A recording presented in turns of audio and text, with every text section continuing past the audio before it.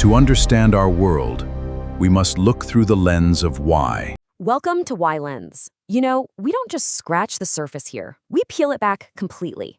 Every week, we break down an uncomfortable truth with total clarity. No fluff, no bias, just the honest facts that challenge how you see the world. And today, in this explainer, we're confronting a truly terrifying reality. The idea that your free will is actually an illusion, and that massive tech corporations are actively hacking your basal ganglia to control the decisions you make every single day.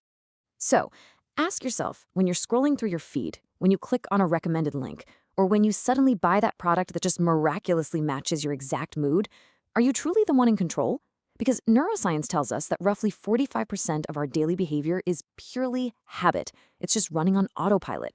We love to think we're the sovereign authors of our own lives, right? But the digital architecture we use every day has been meticulously engineered to exploit those exact habits. To understand exactly how this hijacking happens, we really have to look at the economic engine running the show, surveillance capitalism. This is a brilliant term popularized by Harvard professor Shoshana Zuboff. It describes a business model that unilaterally claims your private, human experience as free raw material.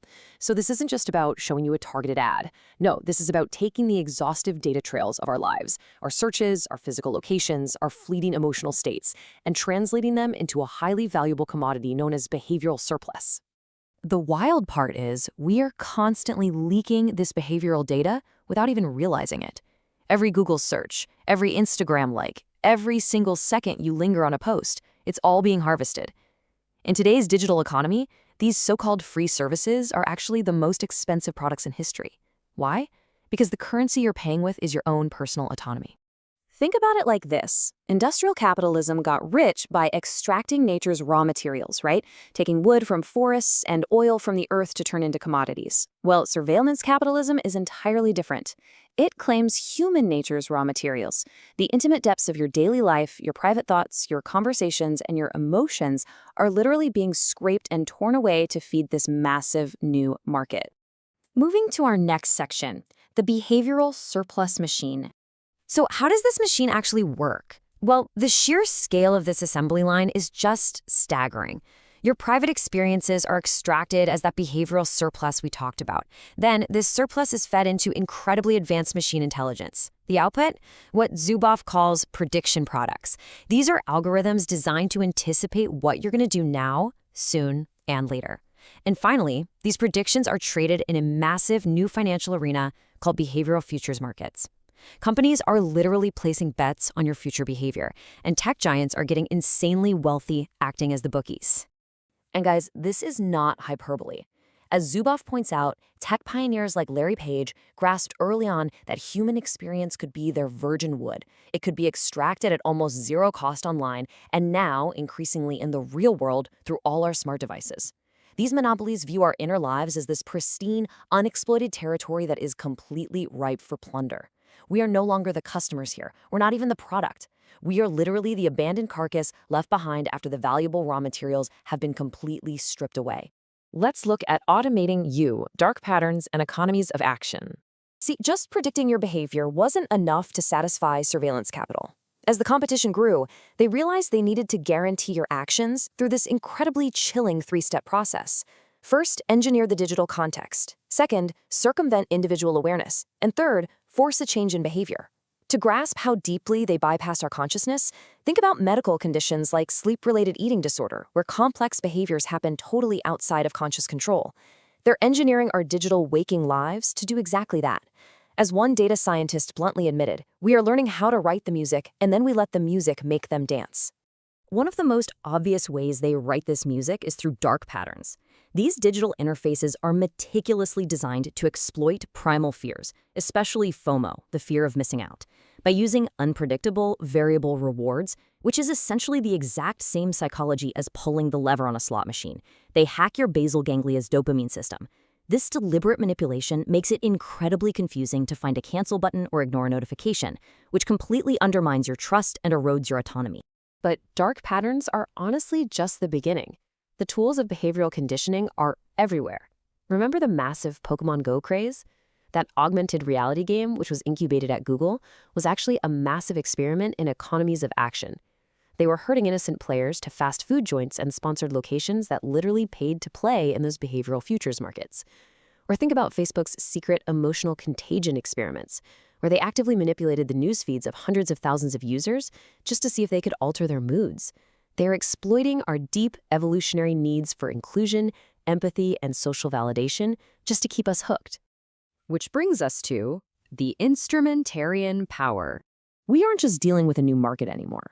We're dealing with a profound foundational shift in societal power. Instrumentarian power is the accumulation of unprecedented knowledge and control over what is learned in our society. And remember, this knowledge isn't for us. It's derived from us to be used against us. It is fundamentally designed to modify human behavior at scale to ensure guaranteed commercial outcomes. It transforms our human volition, our promises, our intentions, our futures into neatly conditioned, totally predictable responses. Now, it's so easy to just blame your smartphone or a specific app or an algorithm, but never forget this vital distinction. Technology is merely the puppet. Surveillance capitalism is the puppet master. The digital tools you rely on every day are not inherently evil or coercive. It's the underlying ruthless economic logic of data extraction and behavior modification that is actually pulling your strings. We are basically sleepwalking through a massive societal shift right now. We're trading our autonomy, which literally means regulation by the self, the absolute foundation of free will and democracy, for heteronomy. And heteronomy is regulation by others. We're stepping into a world where hidden, proprietary algorithms, functioning totally outside of any democratic or moral oversight, regulate what you see, what you feel, and ultimately, what you do. And that leads us to a very dark conclusion: the death of free will. We're entering an era where human consciousness itself is viewed by surveillance capital as a literal threat to their revenues. To the architects of this system, your individuality is an obsolete glitch. Drawing on the strict behaviorism of psychologists like B.F. Skinner, the tech industry increasingly views free will as an unfortunate hangover from a dark age. In their perfect, frictionless utopia, a person does not act upon the world. The engineered digital world acts upon them. Decades ago, society was horrified by the idea of subliminal advertising, like fake popcorn experiments in theaters. Today, far more invasive conditioning is happening globally every single second. We are literally being exiled from our own behavior. The center of control is permanently shifting from the empowered I will to the subjugated you will. In this attention economy, we're trapped in this terrible Faustian bargain. We're surrendering our fundamental right to author our own future, just so we can stay connected to modern society. We are literally paying for our own domination. Let's wrap this up with wake up and think deeper. But listen, nothing about this is inevitable. This is a highly intentional rogue market form. We absolutely do not have to be passive targets in their digital hive. If you're part of the curious and restless who refuse to accept the world at face value, it is time to reclaim your agency. You have to recognize that the frictionless convenience they're offering is actually a trap designed to bypass your critical thinking.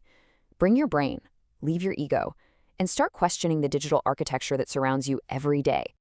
If you want to keep arming yourself with the truth, hit that subscribe button for WhyLens. We are building a space for people who want to see the world through a much sharper lens.